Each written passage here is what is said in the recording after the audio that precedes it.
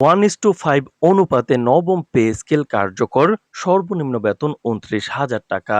তো দর্শক, আমার দেশ পত্রিকায় আজকে প্রকাশিত গুরুত্বপূর্ণ প্রতিবেদনটি শেষ পর্যন্ত দেখুন। শুরুতেই চ্যানেলটি সাবস্ক্রাইব করে রাখুন নবম পে স্কেলের সকল আপডেট সমূহ সবার আগে পেতে। তো দর্শক, দীর্ঘদিনের আন্দোলন ও বৈঠকের পর অবশেষে সরকারি চাকরিজীবীদের জন্য নবম পে স্কেল কার্যকর করা হলো 1:5 অনুপাতে। নতুন কাঠামোতে ১০% ইনক্রিমেন্ট সহ ১৪টি গ্রেডে বেতন নির্ধারণ করা হয়েছে, যেখানে সর্বনিম্ন বেতন ২৯,০০০ টাকা। অর্থ মন্ত্রণালয় এ বিষয়ে গুরুত্বপূর্ণ তথ্য প্রকাশ করেছে।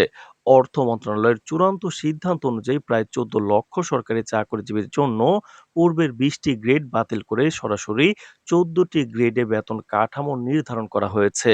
পে কমিশনের চেয়ারম্যান জাকির আহমেদ খান জানান, নবম পে স্কেল শুধু সরকারি কর্মকর্তাদের জন্য নয়, বরং সরকার স্বীকৃত বেসরকারি শিক্ষা প্রতিষ্ঠানের এমপিওভুক্ত শিক্ষক কর্মচারীদের ক্ষেত্রেও প্রযোজ্য হবে। তিনি আরো বলেন, আমরা এমন একটি কাঠামো তৈরি করেছি যা দেশের সরকারি কর্মচারীদের অর্থনৈতিক অবস্থানকে শক্তিশালী করবে।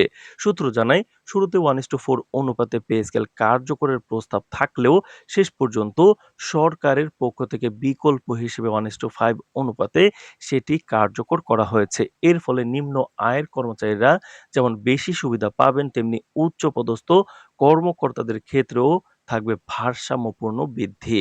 নতুন বেতন কাঠামো পূর্বের তুলনায় আরও সরল ও আধুনিক। এতে বিবেচনা করা হয়েছে আন্তর্জাতিক মান, বর্তমান বাজার দর এবং সরকারি কর্মচারীদের দীর্ঘদিনের দাবি। অর্থ মন্ত্রণালয়ের এক কর্মকর্তা বলেন, আমরা এমন একটি কাঠামো চেয়েছি যেখানে কোনো শ্রেণী বঞ্চিত থাকবে না। বিশেষ করে সর্বনিম্ন গ্রেডের কর্মচারীরাও যেন স্বাচ্ছন্দ্যে সংসার চালাতে পারেন, সেই লক্ষ্যেই কাজ করা হচ্ছে।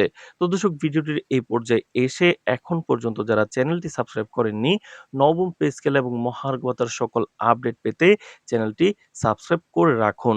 তো দর্শক, ইতিমধ্যেই বিভিন্ন সরকারি সংগঠন ও কর্মচারী প্রতিনিধি দল অর্থ উপদেষ্টা ও প্রশাসনিক উপদেষ্টার সঙ্গে বৈঠক করেছেন। তাদের একটাই দাবি, ন্যায্য বেতন কাঠামো যাতে বাজার মূল্যের সঙ্গে সামঞ্জস্য রেখে মর্যাদার সঙ্গে জীবনযাপন করা যায়। বিশেষ সূত্র জানায়, বর্তমান দ্রব্যমূল্যের ঊর্ধ্বগতি এমন এক পর্যায়ে পৌঁছেছে যেখানে আগের বেতন কাঠামো দিয়ে জীবনমান প্রায় অসম্ভব হয়ে পড়েছে। এই প্রেক্ষাপটে নবম পে স্কেল বাস্তবায়নকে মানবিক সংস্কার বলে আখ্যায়িত করেছেন প্রধান উপদেষ্টা ডক্টর ইউনূস। তিনি বলেন, আমরা চাই সরকারি চাকরিজীবীরা স্বস্তিতে থাকুক। নতুন কাঠামোতে শুধু বেতনই নয়, কর্মচারীদের পরিশ্রমের প্রকৃত মূল্যায়নও করা হবে। অর্থ উপদেষ্টা জানান, নবম পে স্কেল বাস্তবায়ন হলে দেশের প্রশাসনিক কার্যক্রমে নতুন উদ্যম আসবে। কর্মীদের মধ্যে বৃদ্ধি পাবে কাজের আগ্রহ ও মনোবল। জনপ্রশাসন মন্ত্রণালয় সূত্রে জানা যায়, নতুন কাঠামোতে শুধু বেতন নয়, পেনশন ভাতা শতভাগ করার সিদ্ধান্তও নেওয়া হয়েছে। পাশাপাশি চিকিৎসা ভাতা ও আবাসন ভাতা ৭০% পর্যন্ত বৃদ্ধির প্রস্তাব অনুমোদন করা হয়েছে।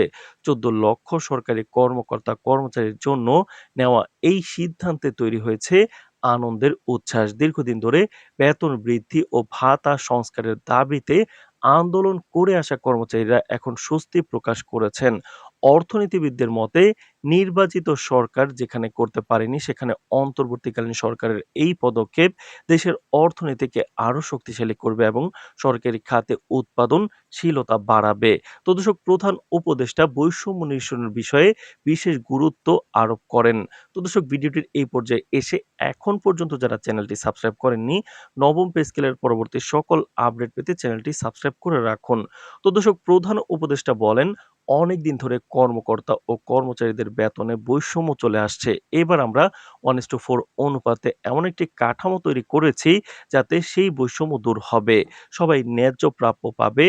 অর্থনীতিবিদদের মতে, নতুন এই বেতন কাঠামো বাস্তবায়নের ফলে বাজারে ভোগ্যপণ্যের চাহিদা বাড়বে, ক্রয় ক্ষমতা বৃদ্ধি পাবে এবং অর্থনীতি আরো গতিশীল হবে। বিশেষজ্ঞরা বলছেন, সরকারি খাতে কর্মরতদের আয় বৃদ্ধি পেলে বেসরকারি খাতেও বেতন পুনর্মূল্যায়নের চাপ তৈরি হবে, যা সামগ্রিকভাবে একটি ইতিবাচক অর্থনৈতিক প্রবাহ সৃষ্টি করবে। তো দর্শক, নবম পে স্কেল এবং মহার্ঘ ভাতার সকল আপডেট পেতে চ্যানেলটি সাবস্ক্রাইব করে রাখুন। আজ এ পর্যন্তই, ধন্যবাদ।